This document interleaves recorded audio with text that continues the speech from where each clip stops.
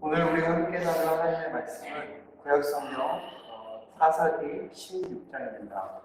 구약성경 390페이지 사사기 16장 23절부터 31절까지의 말씀입니다. 구약성경 390페이지 사사기 16장 23절로 31절까지의 말씀입니다. 제가 한 절, 여러분이 한 절 함께 교독하도록 하겠습니다. 사사기 16장 23절입니다. 블레셋 사람의 방백들이 이르되 우리의 신이 우리 원수 삼손을 우리 손에 넘겨주었다 하고 다 모여 그들의 신 다곤에게 큰 제사를 드리고 즐거워하고 백성들도 삼손을 보았으므로 이르되 우리의 땅을 망쳐놓고 우리의 많은 사람을 죽이는 원수를 우리의 신이 우리 손에 넘겨주었다 하고 자기들의 신을 찬양하니라. 그들의 마음이 즐거울 때 이르되 삼손을 불러다가 우리를 위하여 제주를 부리게 하자 하고 옥에서 삼손을 불러내매 삼손이 그들을 위하여 제주를 부린다. 그들이 삼손을 두 기둥 사이에 세웠더니 삼손이 자기 손을 붙든 소년에게 이르되 나에게 이 집을 버틴 기둥을 찾아 그것을 의지하게 하라 하니라. 그 집에는 남녀가 가득하니 블레셋 모든 방백들도 거기에 있고 지붕에 있는 남녀도 3,000명이라 다 삼손이 제주 부리는 것을 보더라. 삼손이 여호와께 부르짖어 이르되 주 여호와여 구하옵나니 나를 생각하옵소서. 하나님이여 구하옵나니 이번만 나를 강하게 하사 나의 두 눈을 뺀 블레셋 사람에게 원수를 단번에 갚게 하옵소서 하고 삼손이 집을 버틴 두 기둥 가운데 하나는 왼손으로 하나는 오른손으로 껴 의지하고 삼손이 이르되 블레셋 사람과 함께 죽기를 원하노라 하고 힘을 다하여 몸을 굽히니 그 집이 곧 무너져 그 안에 있는 모든 방백들과 온 백성에게 덮이니 삼손이 죽을 때에 죽인 자가 살았을 때에 죽인 자보다 더욱 많았더라. 1절 함께 읽겠습니다. 그의 형제와 아버지의 온 집이 다 내려가서 그의 시체를 가지고 올라가서 소라와 에스타올 사이 그의 아버지 마누아의 장지에 장사하니라. 삼손이 이스라엘의 사사로 20년 동안 지냈더라. 아멘. 오늘 말씀을 전해주실 설교자는 시흥에 있는 은혜와 평강교회를 섬기시는 이명서 목사님입니다. 저보다는 형님이신데 어떻게 소개를 드릴까 하는 생각이 들었는데 제가 이분에 대해서 갖고 있는 느낌을 생각들을 짧게 나누고 소개하는 게 맞겠다 싶습니다. 소개 갖고 싶지 않으시죠? 이 형님 목사님을 소개하면 아마 그러실 것 같은데 저희 카톡 화면에 메인 화면을 보면 그 언젠가 어떤 목사님이 과거에 자신의 성경책에 내가 해야 될 일이라는 제목으로 영어로 되어 있습니다. To do 이렇게 되어 있는데 제 카톡 메인 화면에 있는 내용입니다. Preach the gospel, 복음을 전해라. 나 죽어라. be forgotten, 잊혀져라. 제 목회를 하면서 갖고 있는 마음 중에 하나입니다. 그런데 제가 만났던 목회자 중에 이렇게 복음을 전하는 일에 자신의 전생애와 마음을 헌신하고 치열한 고민 속에 안 봐도 그 여정을 걸어오셨을 거라는 생각이 들었고 저는 사실 이동리 목사님은 성향이 굉장히 다르거든요. 다릅니다. 그래서 같은 교회에 있을 때 별로 안 친했습니다. 근데 그 이후에 목회 여정 속에서 갈수록 더 대화가 되고 더 서로의 마음을 이해하고 그리고 응원하게 되고 저는 또 한편으로 존경하는 부분이 있습니다. 제가 살고 싶었던 복음을 전하고 죽고 잊혀지고 복음만이 교회 안에 드러나서 주님으로 인해서 소망을 누리는 그런 은혜를 가장 최선을 다해 열심히 전하고 계신 목회자라는 생각을 합니다.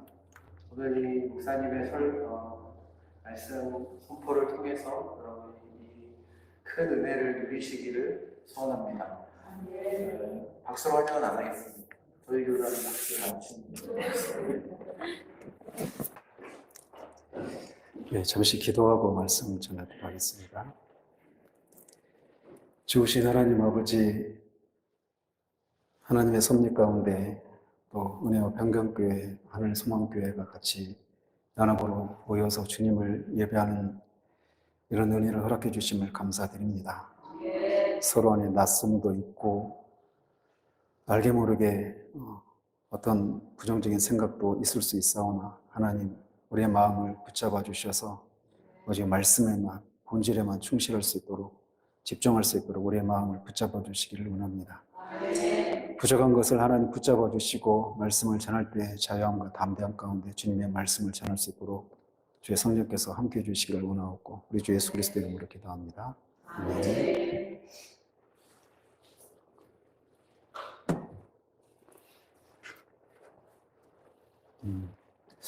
과연 오늘 어떤 설교를 해야 할지에 대해서 여러 차례 고민을 거듭했습니다.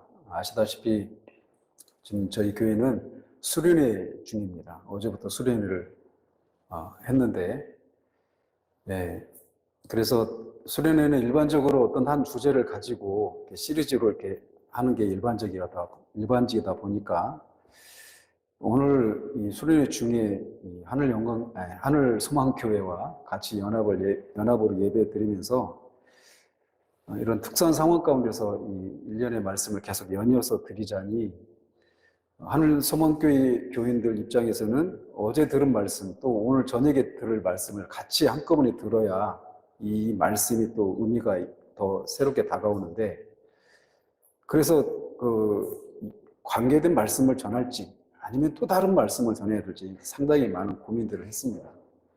그러다가 하나님이 주실 마음이 있어서 이 본문을 택해서 말씀을 전하도록 합니다. 저도 이 두 교회 식구가 이렇게 연합으로 예배를 드리는 것이 처음 시도해보는 일이라서 좀 걱정되는 부분이 없지 않아 있습니다.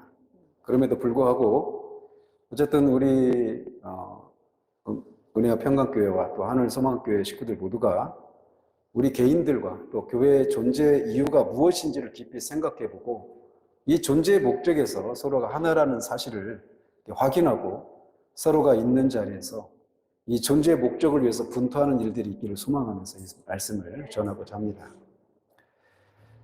저도 저희 어머님이 4월 5일에 한 달 딱 됐습니다. 4월 5일에 소천을 하셨습니다. 그래서 아까도 장례식 관련된 말씀을 들을 때 좀 남다른 그런 소회가 있었는데 죽음이라고 하는 것은 사람들로 하여금 굉장히 많은 것들을 생각하게 하는 그런 일들을 합니다.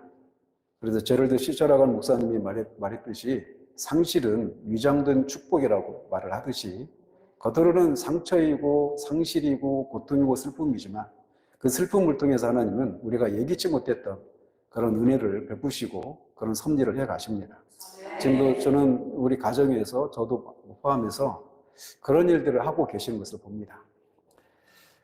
특별히 죽음과 관련해서 제가 이 본문과 관련해서 떠오르는 한 분의 그 죽음이 있는데 제가 전에 다니던 교회에 어떤 여집사님의 어머님의 죽음입니다. 황 사모님도 아시는 그런 분인데 어머니 여집사님이 제가 이제 누나라고 하는 그런 분인데 어쨌든 그 누나가 자기 어머니가 이제 병원에 입원을 하셨는데 저한테 좀 와서 구원을 받았는지 이 구원 여부를 좀 점검을 해달라 이렇게 부탁을 했습니다. 저는 그때 당시 제가 신학을 하고 있는 것도 아니었고 저는 그때 서리 집사였습니다. 저도 서리 집사 시절이 있었습니다.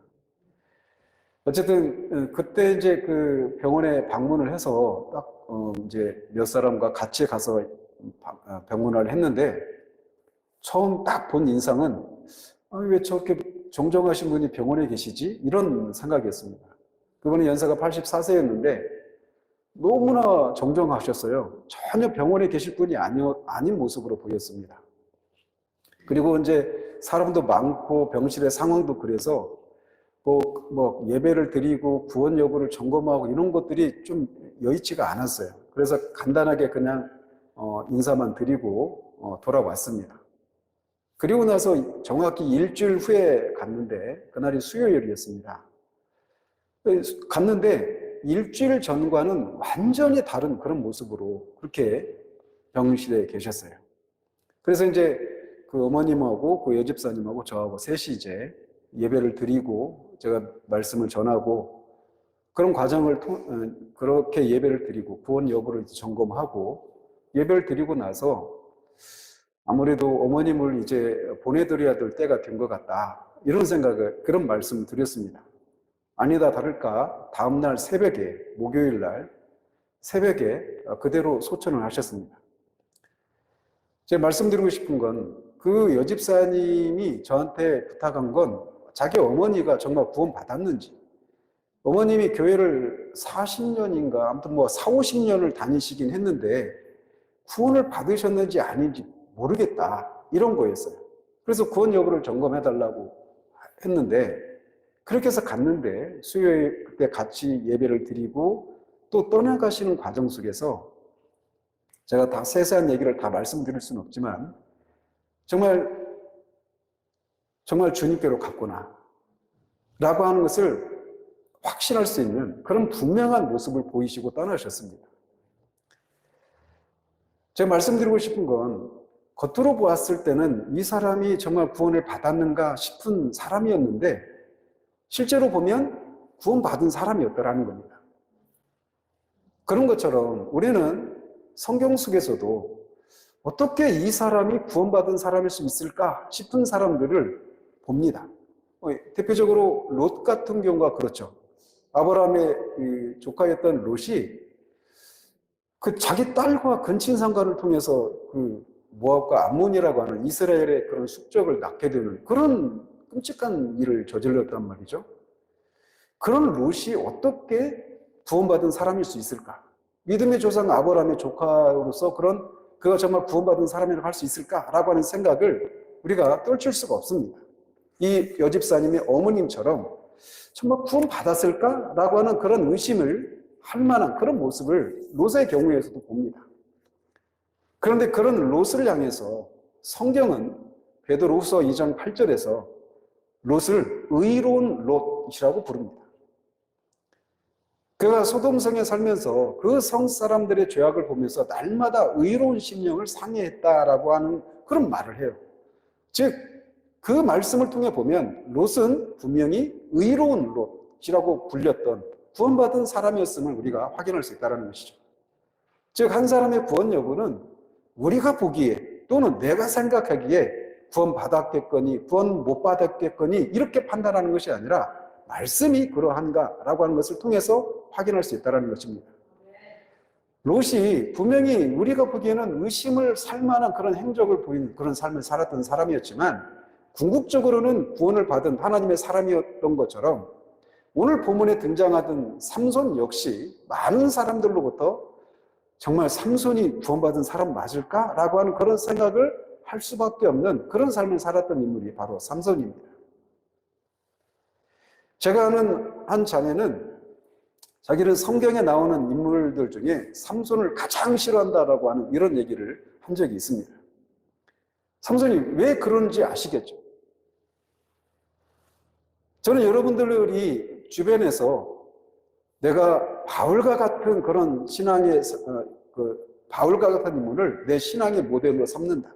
뭐 요한을, 세례 요한을 이런 식으로 다양한 인물들을 내 신앙의 모델로 삼는 사람들을 보셨을 것입니다. 그런데 여러분들 중에 여러분들이 지금까지 신앙생활을 하시면서 나도 삼손처럼 살아야지 이렇게 생각하는 사람 만난 적이 있습니까? 저는 아직까지 못 만났습니다.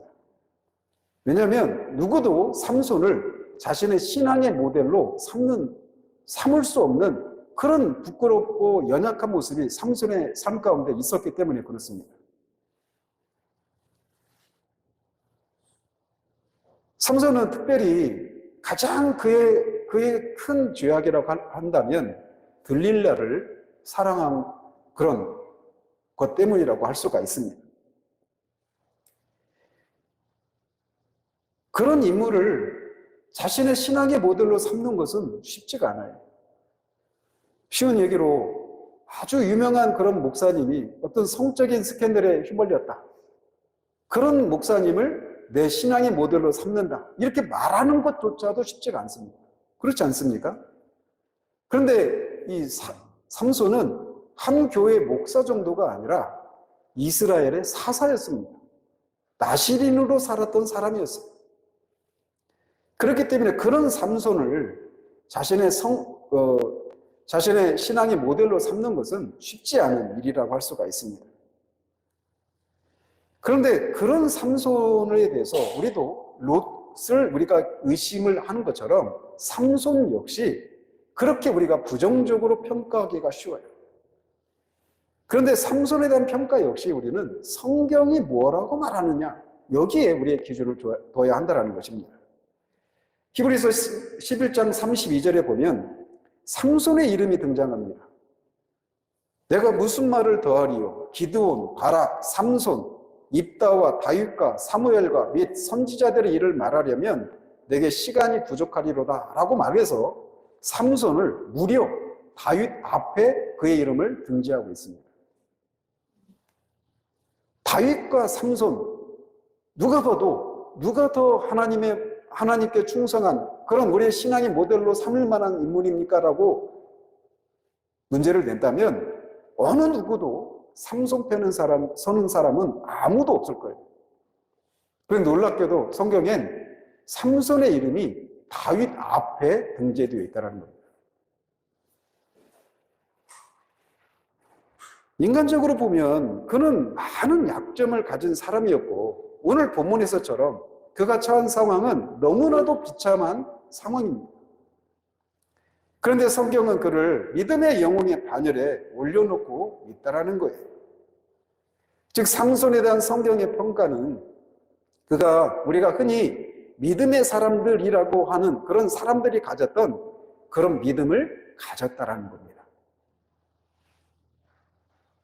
그러므로 우리는 한 사람의 신앙에 대해서 함부로 속단해서는 안 된다라고 하는 것을 우리가 교훈받게 됩니다. 그러나 저는 오늘 이 본문을 통해서 그것을 나누고자 하는 것이 아닙니다. 이런 것을 우리에게 교훈해주고 있긴 하지만 말이죠. 제가 오늘 삼손의 최후를 살피면서 같이 나누고자 하는 것은 과연 하나님의 백성들의 저 밑바닥에 무엇이 자리하고 있는가라는 것입니다. 과연 하나님의 백성을 하나님의 백성 되게 하는 것은 무엇인가? 과연 그렇게 많은 약점과 결점이 있음에도 불구하고 하나님께서 역사하시도록 만드는 것은 무엇이었을까? 왜 이렇게 많은 약점을 가진 사람을 믿음의 사람들의 반열에 올려놓았던 것일까? 이거를 나누고자 하는 겁니다. 삼손은 말씀드린 것처럼 이스라엘의 사사였습니다. 그의 탄생 자체가 굉장히 신비로운 방식으로 탄생이 이루어졌습니다. 그는 태어나기 전에 천사를 통해서 출생 예고를 받은 성경에 등장하는 몇 명 안 되는 소수의 사람들에 해당됩니다. 그런 방식으로 출생한 사람이 삼손, 이삭, 야곱, 세례요한, 우리 주님, 이거밖에 없어요. 그럴 정도로 삼손의 이 출생은 굉장히 이례적인 그런 방식으로의 출생이었다라고 하는 것을 우리가 알 수가 있습니다. 그리고 그는 출생 예고를 받았을 뿐만 아니라 그의 삶의 목적이, 그의 존재의 이유가 이스라엘을 블레셋으로부터 구원하는 것이다 라고 하는 이런 삶의 목적을 부여받은 채로 태어난 사람입니다. 그래서 그것을 위해서 태어나자마자 나시린으로서 그렇게 삶을 살기 시작했던 인물이 삼손입니다. 나시린은 하나님을 섬기기 위해서 특별히 구별된 사람입니다. 민수기 6장에 보면 나시린으로 태어나면 포도주나 독주를 마시지 말아야 할 뿐만 아니라 포도즙이나 생포도, 건포도까지 먹지 말아야 합니다. 오늘날 삼손이 태어났으면 샤인머스켓 못 먹겠죠. 그리고 나시린으로 섬기는 동안에 머리에 삭도를 대지 말아야 했습니다. 그리고 시체를 만져서도 안 됐어요. 심지어 자기 부모의 시신도 만져서는 안 되는 것이 나시린을 향한 하나님의 규례였어요.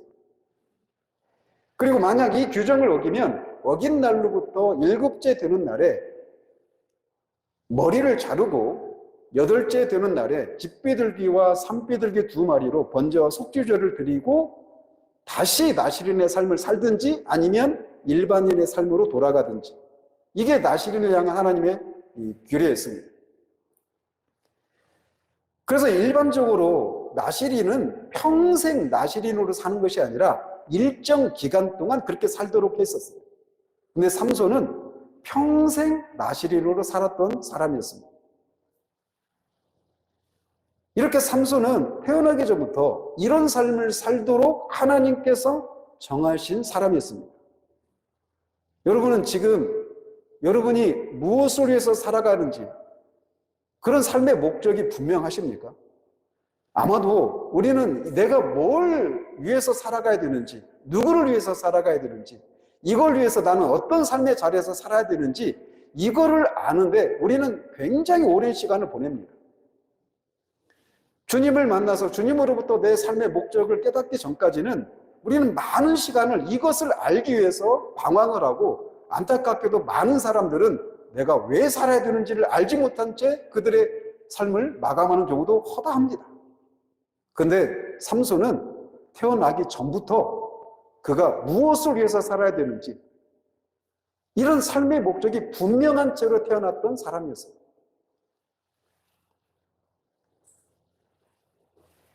그런데 그가 이렇게 나시린으로서 태어나서 그가 지켜야 될 삶의 규례들이 있었지만 그는 그 규례들을 여러 차례 어깁니다. 이를테면 죽은 사자의 시체를 만지는 것, 이것도 나시린의 규례를 어기는 겁니다. 뿐만 아니라 이방 여인과 결혼을 하기도 하죠. 물론 그 일을 통해서 하나님이 어떤 하시는 일을 하시지만 그 일 자체는 하나님이 금지하고 계신 일이에요. 그러나 이런 것들도 분명 큰 잘못이지만 그가 범한 최대 사건은 들릴라와의 스캔들이라고 할 수가 있습니다. 삼손이라고 하는 이름은 작은 태양 혹은 태양처럼 빛나는 이런 뜻입니다. 이에 비해서 들릴라는 밤의 여인이에요. 태양처럼 빛나야 될 삼손이 밤의 여인 들릴라를 사랑한 겁니다. 밤과 낮이, 태양과 어둠이 같이 할 수 없는 것이 이치인데 삼손이 밤의 여인인 들릴라를 사랑한 겁니다. 있을 수가 없는 일이죠.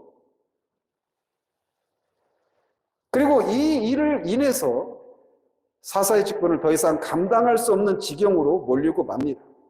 결국 이 들릴라를 통해서 그의 초자연적인 힘의 근원이었던 머리카락이 잘리고 블레셋 사람들에게 잡혀서 이제 노예로 전락한 채로 살고 있는 모습이 지금 우리가 읽었던 이 본문에 등장하는 배경입니다. 그리고 마침내 블레셋에 사로잡힌 그는 오늘 우리가 읽은 본문에서처럼 비참한 지경에 빠져 있습니다. 그는 블레셋 사람들에 의해서 두 눈이 뽑혔습니다. 머리카락은 잘렸는데 머리카락도 잘리고 소처럼 연자맷돌을 돌리는 그런 삶을 살고 있다가 이제 블레셋 사람들이 이 삼손을 자신의 신이 이 삼손을 자신들의 손에 넘겨줬다라고 말하면서 자신의 신에게 감사하기 위해서 제사를 드리는 그 현장에서 광대처럼 제주를 부리는 그런 비참한 지경에 떨어지고 말았던 겁니다.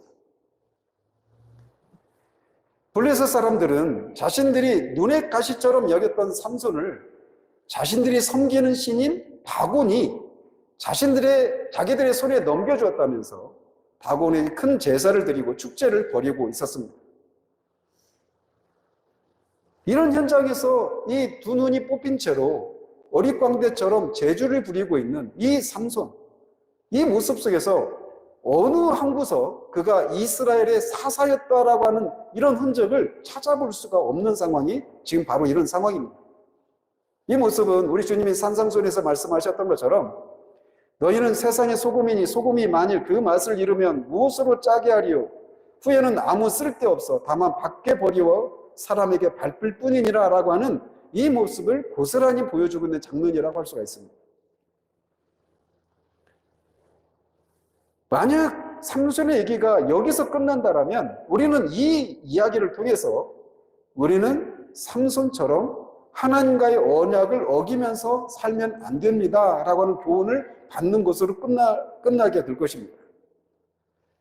그리고 히브리서 11장에 그의 이름도 올려지지 않았을 수도 있습니다. 그러나 우리가 알다시피 우리는 복음을 믿는 사람들입니다. 받을 자격이 없는 자들을 향해서 하나님이 베푸시는 후일을, 이 은혜를 믿는 사람들이 바로 우리들 아니겠습니까? 삼손은 지금 자신의 죄로 인해서 하나님으로부터 징계를 받아서 이렇게 비참한 지경에 떨어져 있는 상황 가운데서 오늘 본문의 핵심이라고 할 수 있는 28절에서의 그 기도를 하나님께 올려드리고 있는 겁니다. 삼손은 자신이 지금 당하고 있는 비참한 상황이 자신의 죄악의 결과라고 하는 것을 누구보다도 더 잘 알고 있었을 것입니다. 특별히 하나님께 크게 쓰임받는 것이 무엇인지를 아는 사람일수록 거기로부터 버림을 받아서 이렇게 징계를 받는 것의 그 고통은 다른 사람보다 훨씬 컸을 것이란 말이죠. 따라서 그는 지금 이 상황 가운데서 어떻게 하나님 앞에 낯을 들 수 없는 정말 그런 상황이었고, 자신이 겪고 있는 이 비참함은 자신의 죄로 인해서 당연히 받아야 된다라고 하는 이런 생각을 가지고 있을 수밖에 없는 상황이었던 거예요.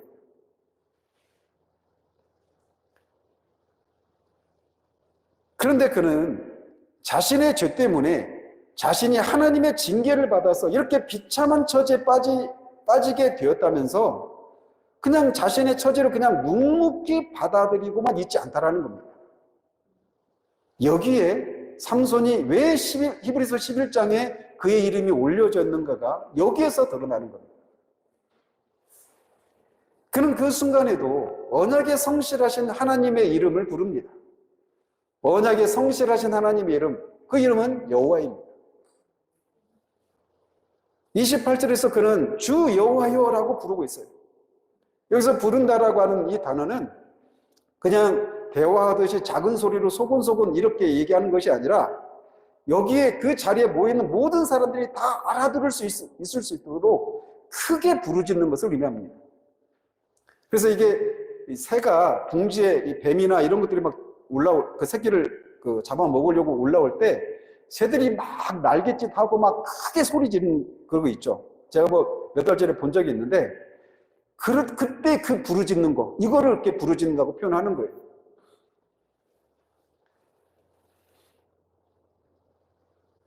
머리카락은 지금 자라고 있지만 그는 지금 두 눈이 뽑히고 노예로 전락해서 소처럼 맷돌을 돌리면서 그리고 이방인들 앞에서 재롱을 부려야 하는 모욕과 수치를 당하면서 말할 수 없이 비참하고 괴로웠던 모든 감정을 이렇게 부르짖는 것을 통해서 쏟아내고 있는 겁니다. 하나님을 향해서. 그 부르짖음은 단순한 외침이 아니었습니다. 그는 자기가 느껴왔던 고통을 하나님께 호소하는 외침이었고 나실인으로서 범죄했던 지난날을 회개하는 그런 부르짖음이었고 자신의 신세를 그렇게 만들고 동족 이스라엘을 억압하고 있는 원수 블레셋을 멸절시켜달라는 도움의 간구였던 겁니다.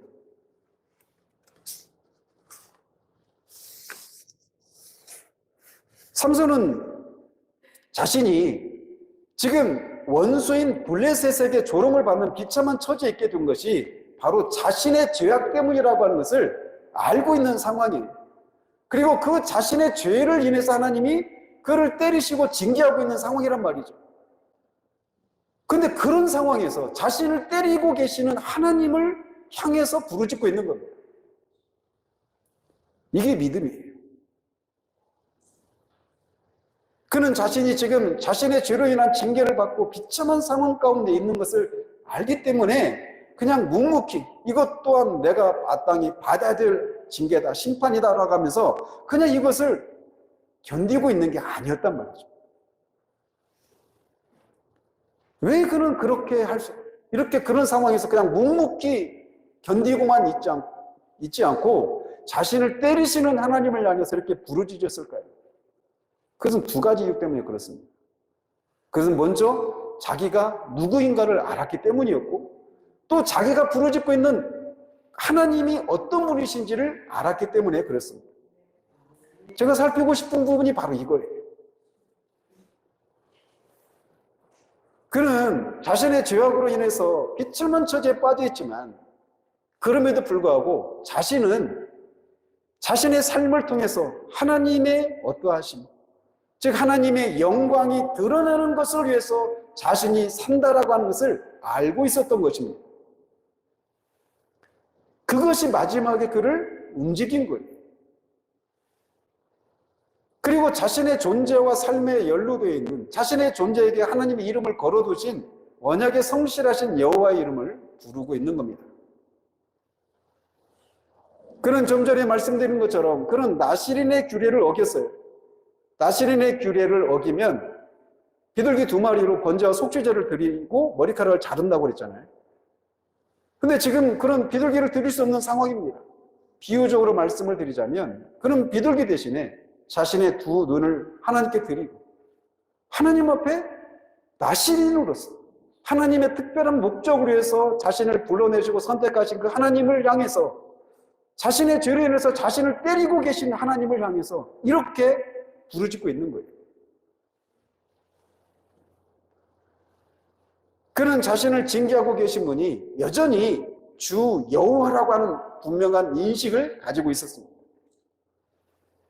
이 말은 오직 여호와만이 주님이시고 진정한 하나님이시라고 하는 것을 고백하는 겁니다. 믿음의 고백인 거예요. 블레셋의 다곤이 아니라, 블레셋의 다곤이 주와 하나님이 아니라 여호와 하나님만이 진정한 주요 진정한 하나님이시라고 하는 것을 고백하고 있는 겁니다. 자신을 때리고 있는데도 말이죠. 자신의 죄를 인해서 하나님이 징계하고 계시는데도 불구하고 그분만이 진짜 하나님이시고 진짜 주님이라고 고백하고 있는 거예요. 그의 양심에는 말할 수 없는 송사가 있죠. 네가 그러고도 어떻게 하나님의 이름을 뻔뻔히 부를 수 있느냐고 말이죠. 그런데도 그가 이렇게 부르짖고 있는 거예요. 믿음을 발휘하는 건 싸움이 필요합니다. 믿음은 싸움입니다. 그는 자신의 죄로 인해서 하나님의 징계를 받는 상황 속에서도 이렇게 하나님을 바라봅니다. 이게 바로 믿음이에요. 토저 목사님이 믿음에 대해서 이렇게 정의를 내립니다. 믿음은 구원하시는 하나님을 향한 한 영혼의 지속적인 주시다. 하나님을 향해서, 구원하시는 하나님을 향해서 지속적으로 주시하는 겁니다. 그게 믿음이에요. 그런데 삼손이 놀라운 건 하나님을 주시할 수 없는 자신의 죄가 있는데, 그것 때문에 지금 징계를 받고 있는데, 그런 상황에서도 구원하시는 하나님을 향해서 주시하고 있다는 겁니다. 이게 믿음이에요. 그리고 이것이 히브리서 11장에 그의 이름이 등재된 이유였던 것입니다.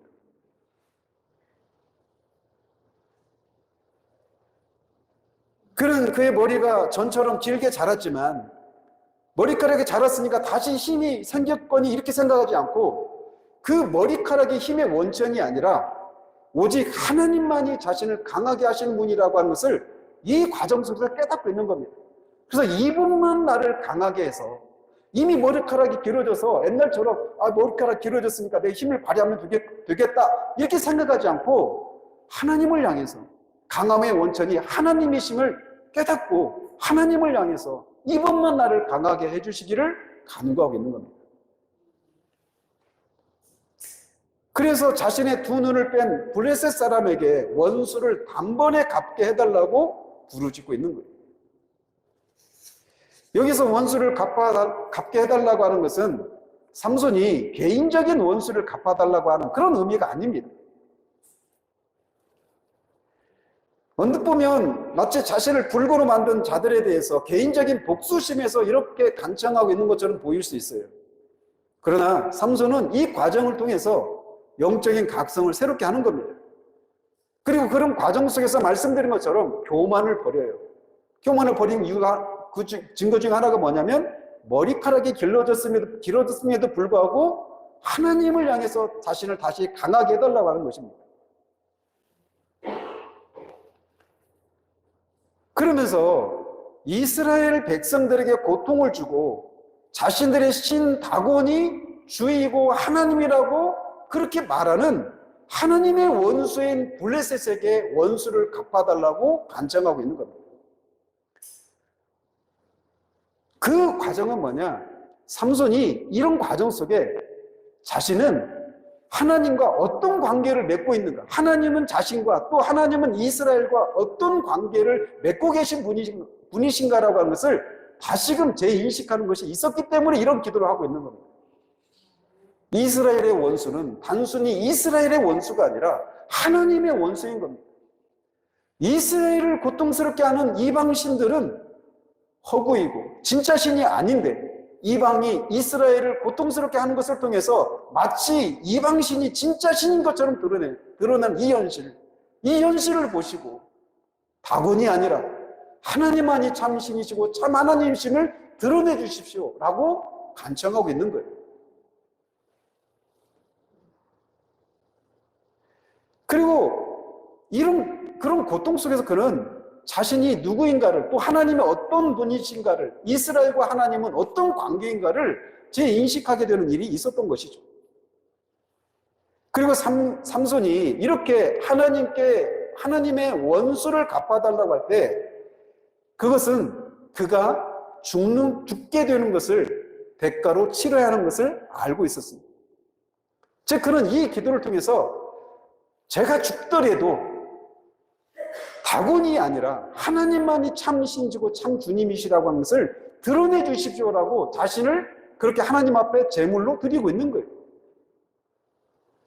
자신의 죄로 인해서 하나님으로부터 징계를 받아 그렇게 막고 있는 상황에서 그런 믿음을 발휘하고 있는 거란 말입니다. 그리고 그가 믿음으로 힘을 발휘하자 하나님께서 역사하셔서 그가 살아있을 때보다 더 많은 블레셋 사람들을 죽입니다. 따라서 그의 죽음은 십자가에서 고난을 당하시는 예수 그리스도를 어느 면에서는 예표하고 있다고 할 수가 있습니다. 어떤 면에서 그러느냐? 그리스도는 우리의 죄를 지신 죄인으로서 하나님 앞에 서서 하나님으로부터 버림을 받으시면서도 끝까지 하나님을 아버지로 인식하면서 하나님께서 영원 전에 그와 약속하신 것들을 이루실 것을 믿고 그의 영혼을 하나님께 맡기시고 죽으셨습니다. 그리고 그의 죽음을 통해서 많은 사람들을 구원하셨어요. 마찬가지로 삼손도 그가 버림을 받는 상황 속에서도 주 여호와 하나님을 바라보면서 이렇게 기도하고 있고 그의 죽음을 통해서 더 많은 살았을 때보다 훨씬 더 많은 살았을 때 한 1030명 정도 블레셋 사람들을 죽였는데 이때는 3000명을 죽입니다. 저는 특별히 그의 기도 가운데서 하나님의 백성들이 이 땅을 살아가는 이유가 무엇인가를 살펴보기를 원합니다. 하나님의 백성들이 살아가는 이유는 바로 삼손의 기도 속에 나타납니다. 그게 뭐냐? 하나님의 백성들이 살아가는 이유는 자신들의 삶과 존재를 통해서 하나님이 정말 유일하신 참 하나님이시오 주시라고 하는 것을 드러내는 것에 그 존재의 이유가 있는 것입니다. 이렇게 찾고 초라한 우리의 삶을 통해서 크신 하나님이 드러나는 것에 우리의 존재의 이유가 있는 것입니다. 우리는 바로 이것을 위해서 살아가는 사람들입니다. 하나님께서 예수 그리스도를 통해 우리를 구원하신 것은 그것도 우리가 하나님과 원수 되었을 때, 연약할 때, 죄인 되었을 때, 불경건할 때 우리를 구원하신 것은 우리로 하여금 바로 이것을 위한 삶을 살도록 하기 위해서 우리를 구원하셨다는 겁니다. 우리의 존재와 삶을 통해 하나님의 영광이 드러나는, 이것이 우리 개인의 삶의 이유이고 교회의 존재의 이유인 것입니다. 교회를 통해 하나님이 살아계시고 지금도 역사하시는 만유의 주이시고 만왕의 왕이심을 드러내는 것이 교회의 존재의 이유인 것입니다.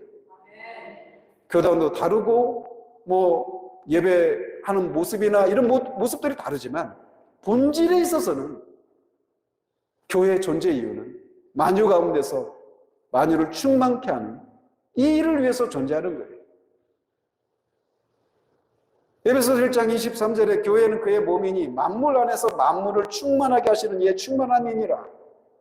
그래서 만물을 충만케 한다라고 하는 것은 이사야 11장 9절에 물이 바다를 덮음같이 여호와를 아는 지식이 세상에 충만할 것을 가리키는 겁니다. 또 하박국에서는 이는 물이 바다를 덮음같이 여호와의 영광을 인정하는 것이 세상에 가득함이니라. 즉 교회의 존재 이유는 뭐냐? 온 교회 세상 가운데 존재하면서 하나님을 아는 지식이 온 세상에 가득하더라. 그리고 세상이 하나님을 하나님으로 인정하고 하나님께 합당한 존경과 영광과 사랑을 돌려드리는 것, 그것을 위해서 교회가 존재한다는 것입니다. 그리고 그 교회 지체인 우리의 삶의 존재 이유도 바로 거기에 있는 것이에요. 하나님의 영광을 드러내는 것, 하나님의 영광을 보는 것, 그것이 우리의 존재와 삶의 유일한 이유인 것입니다. 이 큰 목적 아래서 우리의 작고 구체적인 문제들과 삶을 볼 수 있어야 합니다. 주님이 가르쳐 주신 기도에서처럼 먼저는 하나님의 이름이 거룩히 여김을 받으시고 하나님의 뜻이 하늘에서 이루어진 것처럼 땅에서도 온전히 이루어지는 것, 이렇게 하나님이 합당한 존귀와 영광을 받으시는 것, 그 아래 우리에게 필요한 매일의 양식을 구하는 이 기도가 와야 하는 것입니다. 즉 먼저 그 나라와 그 의를 구하는 것이어야 돼요. 여러분들이 직면한 모든 문제들을 바로 이 큰 목적에 비추어서 봐야 합니다. 우리의 깨어진 관계가 회복되어지는 것, 그 자체를 구하는 것 자체는 죄가 아닙니다. 그러나 깨어진 관계가 회복되면 뭐 할 건데요? 여러분들이 경제적으로 어려움을 겪고 있는 상황 가운데 하나님의 도우심을 구하는 것, 그 자체는 죄가 아닙니다. 근데 하나님 은혜를 주셔서 경제적인 문제가 해결되면 뭐 하실 건데요? 굉장히 불쾌하게 들리실지도 모르겠지만 우리는 많은 경우에 하나님 앞에 우리가 간절함과 진실함으로 구하는 그 모든 것들이 하나님이 가지고 계신 그런 힘과 자원을 힘입어서 내가 잘 되고 내가 잘 살고 내가 영광을 누리고 내가 만족을 누리는, 내가 행복해지는 것, 이것을 위해서 그렇게 하나님의 능력을 구하는 경우들이 허다하기 때문에 이런 말씀을 드리는 것입니다.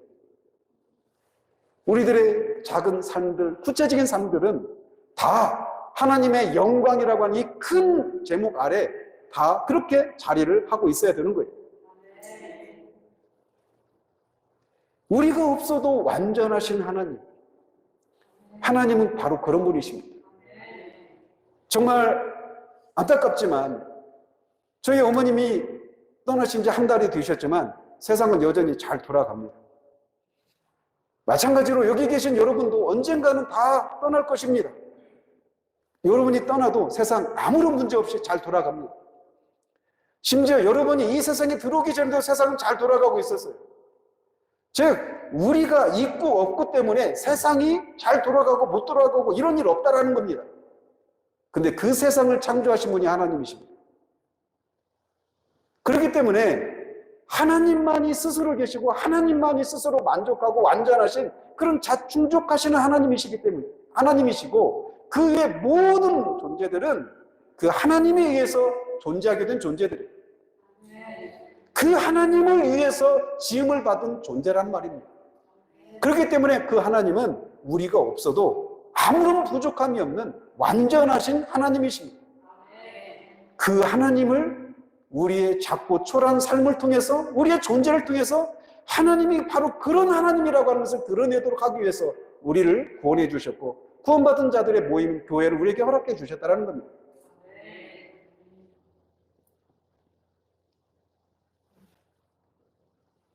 삼손은 자신이 그것을 위해서 살아가 될 존재라고 하는 것을 이 징계를 받는 과정 속에 깨달은 겁니다.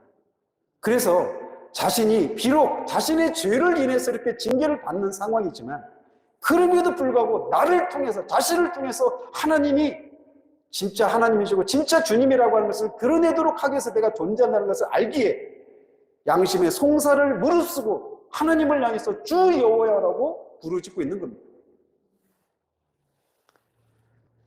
그러므로 우리는 하나님의 영광을 위해서 살아가야 될 사람으로서 삼손과 같이 죄의 유혹에 넘어가서는 안 됩니다. 삼손이 이스라엘의 사사로서 나스린의 규약들을 어기고 이방 여인의 그런 유혹에 넘어갔던 것처럼 그런 일을 우리는 해서는 안 돼요. 그런데 삼손이 자신의 연약함을 인해서 넘어졌던 것처럼 우리도 종종 우리가 마땅히 있어야 할 자리에서 떠나버리는 경우들이 있습니다. 그것이 때로는 우리의 죄악으로 말미암는 경우들도 있습니다. 그럴 때 하나님은 우리를 징계하십니다. 하나님은 공의로우신 하나님이시기 때문에 하나님의 자녀들이라 하더라도 하나님의 자녀들이 지은 죄에 대해서 어물쩍 넘어가지 않으십니다. 반드시 징계하십니다. 그렇게 우리가 우리의 죄악을 인해서 하나님의 징계를 받을 때 우리는 우리의 죄악으로 인해서 더 이상 이런 나를 하나님이 쓰시지 않는다라고 하는 생각을 가지게 됩니다. 만약에 이런데도 하나님이 그래도 나를 여전히 쓰셔라고 말하면서 아무런 마음의 가책이나 양심의 가책이나 어떤 그런 투쟁하는 것이 없이 그냥 하나님 앞에 나간다라면 둘 중에 하나입니다. 믿음이 엄청 좋거나 아니면 좀 정신적으로 문제가 있거나.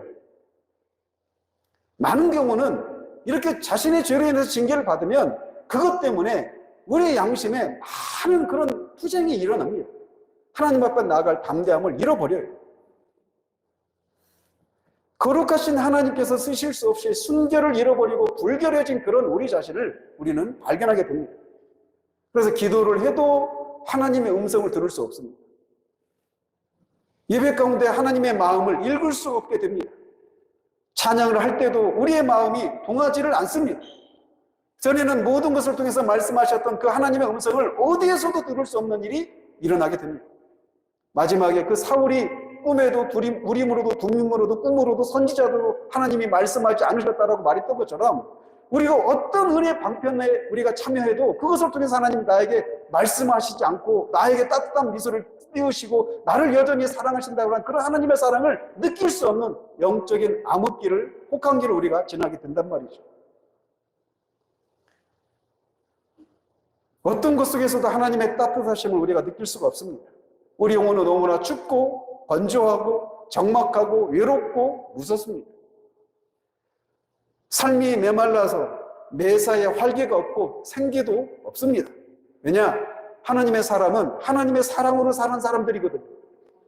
하나님의 사랑을 내가 현재적으로 누릴 수 없다면 그것이 우리의 삶을 어떤 삶의 영역에서도 그 하나님의 사랑이 없으면 우리는 생기 있는 역동적인 그런 삶을 살 수가 없게 되는 것입니다. 그가 정상적인 그리스도인이라면 구원받은 사람이라면 이 관계가 이 메커니즘 안에 들어오게 되어 있습니다.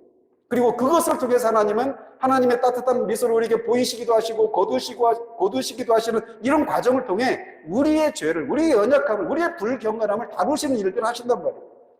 그렇기 때문에 우리가 우리의 죄로 인해서 징계를 받을 때 하나님이 더 이상 나를 사랑하시지 않는 것 같은 그런 생각을 갖는 것은 당연한 것입니다.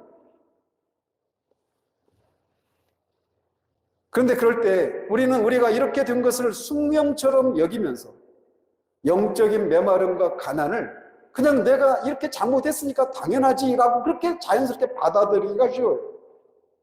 왜냐하면 우리가 그렇게 된 분명한 이유들을 알고 있으니까. 그리고 그때 우리 양심은 얼마나 잘 작동합니까? 네가 이렇게 했으니까 이런 벌을 받지 라고 말하면서 그 양심의 송사에 우리는 어떤 것도 항변할 수가 없습니다. 왜? 사실이니까. 그러나 그런 순간에도 우리는 내가 지은 죄, 이것 때문에 내가 징계를 받고 있으니까 내가 이거는 당연히 내가 감수해야 돼 라고 말하면서 그냥 묵묵히 수동적으로 이 시간도 지나가리라 라고 하면서 그렇게 기다려서는 안 되는 존재들입니다.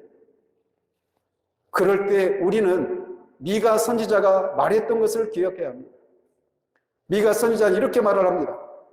오직 나는 여호와를 우러러보며 나를 구원하시는 하나님을 바라보나니 나의 하나님이 나에게 귀를 기울이시리로다. 나의 대적이여 나로 말미암아 기뻐하지 말지어다. 나는 엎드러질지라도 일어날 것이요 어두운 데에 앉을지라도 여호와께서 나의 빛이 되실 것이니로다.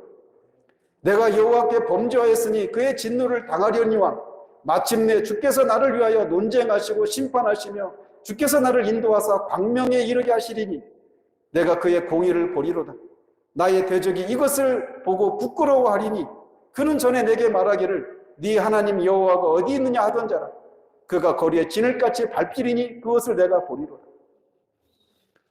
미가 선지자는 자신의 죄를 인해서 하나님의 징계를 받고 자신이 어두운 가운데 있어서 대적들이 네 하나님이 어디 있느냐, 네가 정말 하나님의 종이냐, 하나님이 정말 살아계시냐라고 하는 이 질문 앞에 아무런 항변도 할 수 없이 그냥 묵묵히 당하고 있는 것이 아니라 그런 속에서도 나는 여호와를 바라볼 것이다, 나는 구원의 하나님을 바라볼 것이다 라고 말하고 있는 거예요.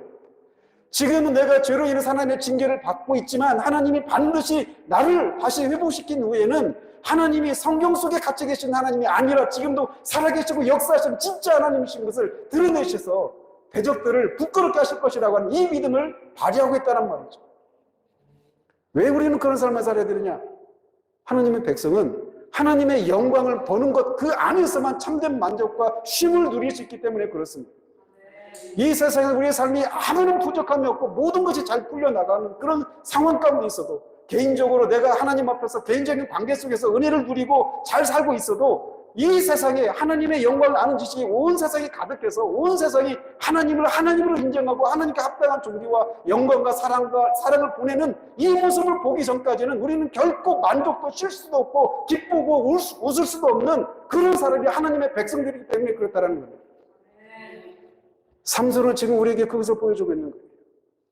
자신은 비록 자신의 죄로 인해서 이렇게 납작 엎드려서 비참한 처지 가운데 있지만 이런 말을 통해서 하나님은 하나님이 하나님이시라고 하면서 드러내도록 하기 위해서 나를 선택하시고 나를 구별하셨다는 거예요.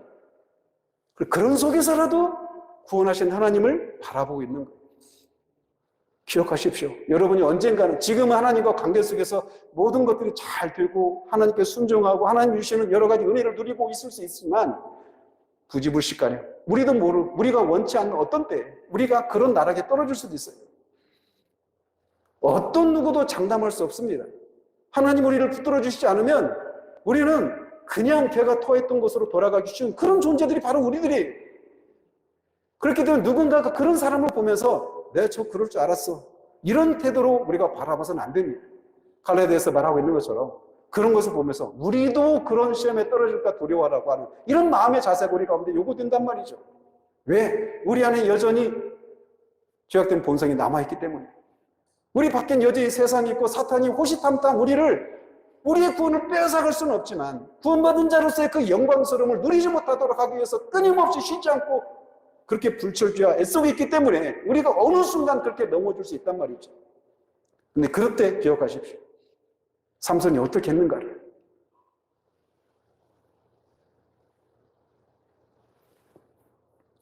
삼손은 이렇게 자신의 존재 이유가 자신의 존재와 삶을 통해서 하나님이 정말 참 신이시고 참 하나님이라고 하는 것을 드러내도록 하기 위해서 존재한다는 것을 알았기 때문에 그 가혹한 양심의 송사를 뚫고 하나님을 향해서 이렇게 기도를 하고 있는 것입니다. 하나님의 백성들은 결코 뒤로 물러가서 침륜에 빠질 자들이 아닙니다. 우리는 우리를 위해서 하나님의 영광을 드러내기 위해서 살아가는 사람들입니다. 우리 교회들이 존재하는 것도 바로 이것을 위해서입니다. 하나님의 백성들의 밑바닥에 바로 이것이 자리하고 있는 거예요. 하나님의 영광을 보기 전까지는 내가 쉬지 못하는 거. 내가 개인적으로는 우리 가정은 개인적으로 만족을 누리고 있을지 모르지만 여전히 전체적인 교회의 모습과 전체적인 하나님의 백성들의 삶의 이 평균적인 모습은 네 하나님이 어디 있느냐고 말하는 이런 현실을 인해서 나는 감사하지만 그것 때문에 마냥 웃고 노래하고 이렇게 하지 않고 정말 하나님이 온 세상에서 합당한 존귀와 영광을 보기를 위해서 하나님의 이름을 부르는 이게 우리들에게 요구되는 것이라는 겁니다. 하나님의 백성들이 하나님의 백성 되어지게 만드는 핵심은 바로 이렇게 자신의 존재와 삶을 통해 하나님의 어떠하심을 드러내는 것에 있습니다. 하나님이 이렇게 당신의 영광을 위해서 아무리 큰 죄를 범해서 하나님께 큰 징계를 받고 있는 사람이라 하더라도 이것을 위해서 기도하는 자를 지금도 다시금 새롭게 하셔서 그 목적을 마침내는 이루시고는 그런 분이시라고 하는 것을 우리가 기억해야 됩니다. 왜냐하면 하나님 자신이 자신의 영광을 위해서 스스로 일하시는 분이시기 때문에 그렇습니다. 여호와는 질투라 이름하는 질투의 하나님이라고 계시해 주셨습니다. 그래서 그는 나는 여호와이니 이는 내 이름이라 나는 내 영광을 다른 자에게 내 찬송을 우상에게 주지 아니하리라라고 말씀하셨던 분이십니다. 그래서 그는 블레셋 사람들이 생각하는 것처럼 다곤이 주와 하나님이 아니라 자신이 주와 하나님이시기 때문에 다곤을 찬양하는 블레셋을 인정해 주실 것을 간구한 이 삼손의 기도에 응답하시는 것입니다. 여러분이 에스겔서를 보면 끊임없이 하나님이 자신의 거룩하신 이름, 하나님의 택한 백성인 이스라엘 백성들 때문에 더러워진 자신의 거룩한 이름, 이 이름을 회복하기 위해서 하나님이 얼마나 열심을 내시는가를 우리가 보게 됩니다. 그러므로 주 여호와께서 이같이 말씀하셨느니라 내가 이제 내 거룩한 이름을 위하여 열심을 내어 야곱의 사로잡힌 자를 돌아오게 하며 이스라엘 온 족속에게 사랑을 베풀지라. 바벨론의 포로로 끌려간 이스라엘 백성들을 고토로 돌아오게 하시겠다고 약속해 주시는데 그 이유가 뭐냐? 그 목적이 뭐냐? 이들 때문에 더러워진 내 거룩한 이름을 위해서 그들을 포로에서 돌아오게 하겠다라고 말씀하시는 것입니다. 삼손은 자신이 바로 이 하나님을 위해 사는 사람임을 알기에 또 이 하나님이 바로 자신의 영광을 우상에게 결코 주시지 않는 질투라 이름하는 하나님이심을 알기에 비록 자신의 죄악으로 인해서 하나님으로부터 징계를 받는 상황 가운데서 자신의 삶으로 재물을 대신해서 그렇게 드리고 하나님께 부르짖고 있는 겁니다. 그러므로 우리는 우리 개인의 삶을 통해서 우리 교회의 모습을 통해서 하나님이 하나님 되신다는 사실을 드러내시기를 위해서 기도해야 할 것입니다. 기도는 그런 기도를 드릴 만한 삶을 산 사람들만 해당되는 기도가 아닙니다. 그가 진정으로 구원받은 사람이라면, 그가 진정으로 하나님의 백성이라면 어떤 상황 가운데서도 이런 기도를 해야 합니다. 삼손이 그걸 보여주고 있지 않습니까? 왜냐하면 하나님께서 그를 구원하실 때 그의 심령 깊숙한 곳에 자신의 이름을 위한 열심을 그 사람 속에 심어 놓으셨기 때문에 그렇습니다. 그래서 우리가 우리의 삶의 목적을 잃고 방황하고 우리가 무디은 감각을 가지고 살아가다가도 어느 순간 이것이 자극을 받으면 다시 살아나는 존재들이 바로 하나님의 백성들인 것입니다. 자신의 삶과 존재를 통해 하나님이 하나님으로 인정을 받고 존귀와 영광을 받는 것을 볼 때에만 참된 기쁨과 만족을 누릴 수 있는 그런 존재로 새롭게 빚어진 존재가 하나님의 백성들인 것입니다. 우리는 그것을 볼 때까지 우리는 웃을 수가 없습니다. 나는 비록 개인적으로 잘 되고 감사할 일들이 많지만 전체적인 하나님의 백성들의 모습을 볼 때 그렇지 않기 때문에 우는 사람들, 이게 참된 하나님의 백성들이에요. 그래서 어느 누가 말했던 것처럼 그리스도인들은 우는 사람들이다, 이렇게 얘기를 하는 겁니다. 따라서 하나님은 그가 누구이든지 그가 아무리 하나님의 마음을 아프게 한 죄를 지었다고 하더라도 하나님의 이름을 위해서, 하나님의 영광을 위해서 개입하신 것을 부르짖는 것을 외면하지 않는 분이십니다. 누군가 이것을 위해서 삼손처럼 자신을 내어줄 때 하나님은 일하십니다. 누군가가 자신을 들여밟고 주께서 역사하시기를 간구하기 시작할 때 하나님도 일하시기 시작합니다. 이렇게 죄를 지어서 징계를 받는 삼손의 기도에도 응답하시는 분이시라면 죄를 짓지 않고 이런 기도를 드릴 때 하나님은 얼마나 기꺼이 이 기도에 응답하시겠습니까? 저는 우리 모두가 이런 사람들이 되기를 바랍니다. 자신의 삶과 존재를 통해 하나님이 하나님으로 인정을 받으시고 그것을 보고 즐거워하는 사람, 이게 하나님의 백성입니다.